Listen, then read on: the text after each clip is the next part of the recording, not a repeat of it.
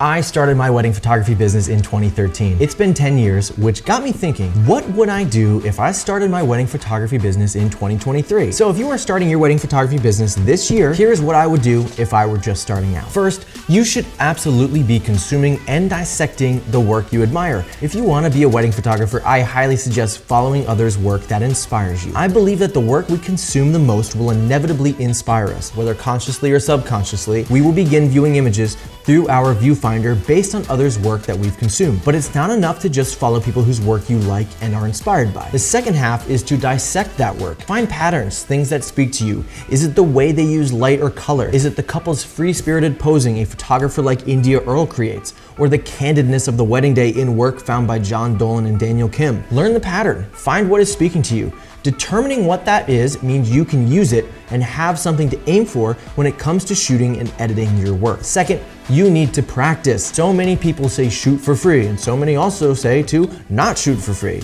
Instead, I say shoot on your terms. You should approach people and ask if you can photograph them, your brother and his girlfriend, or your best friend who just got married and their spouse, especially if they can jump back into their wedding outfits. Put an open call out on Instagram or something. Heck, ask your parents or grandparents. The most important thing is to get in the field and practice creating. We're talking about practice. Take the inspiration and what you learned by dissecting that work and learn how to create and achieve that look. Learn how to light during sunset or in midday sun. Get hands-on experience with posing people comfortably. Learning how to juggle the choosing of a backdrop, finding the right light, talking and making the couple feel at ease, and then posing them comfortably takes a lot of practice. No, we talking about practice, man. You can even learn by just keeping your camera on you during family outings or events. Documenting candid moments and learning to tell stories through your camera lens is an important skill that can be developed through practice. We're talking about practice. Get in the field on your terms with no pressure and just practice. Okay, we get it. That said, if someone approaches you and asks you to photograph them,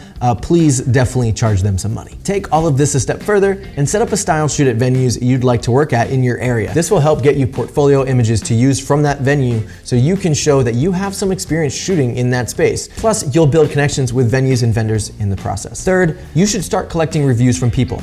Of course, if all of your work was done on your terms and you didn't provide a paid service to anyone, you may need to approach this differently. I would send out a quick email after sharing the photos with them stating that you'd love feedback to better serve clients moving forward and to hear about their experience in front of camera. Ask if they can share a quick review with you about how their experience was being photographed. How did they feel in front of camera? Did they have a fun time? How did they feel about the photographs you delivered? What is something that they think you did really well? And what's something they think you can do better? Tell them to be honest. If they answer these questions, then you'll probably have a little mini review. They may also give you something you can do better that you can work on in the future, which is also really helpful. Now that you have a review or two or three, you'll be able to feature those reviews on social media and a website. Speaking of social media, the fourth thing I would do is to, of course, post on social media.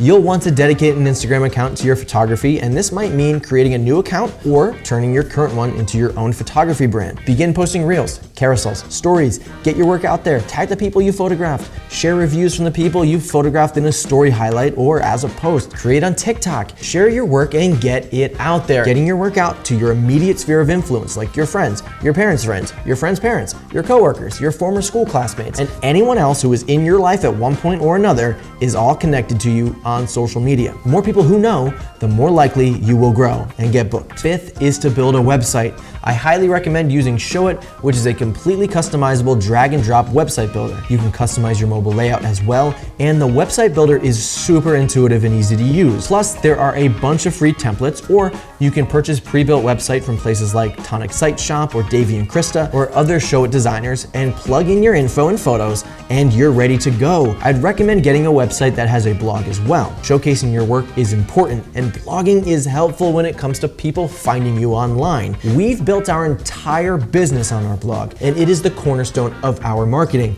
I cannot begin to tell you how many inquiries we get that state Google as the source. That Google search likely brought them directly to our blog post, and while you might be able to get far on Instagram alone, trust us, eventually you will need a website. Please do not rely on social media to be your only home base on the internet. Create a home yourself of which you are in complete control. Sixth, create a workflow.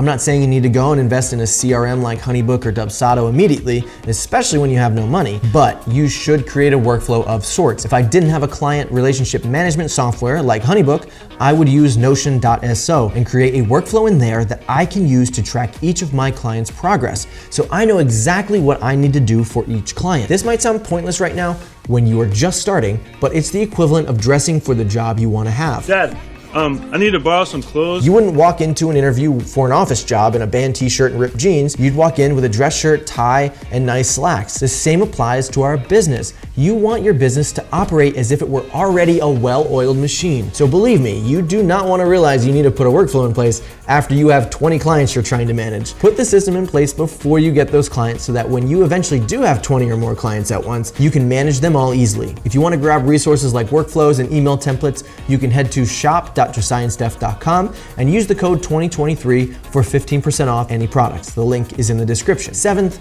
connect with other local photographers. Follow them on social media.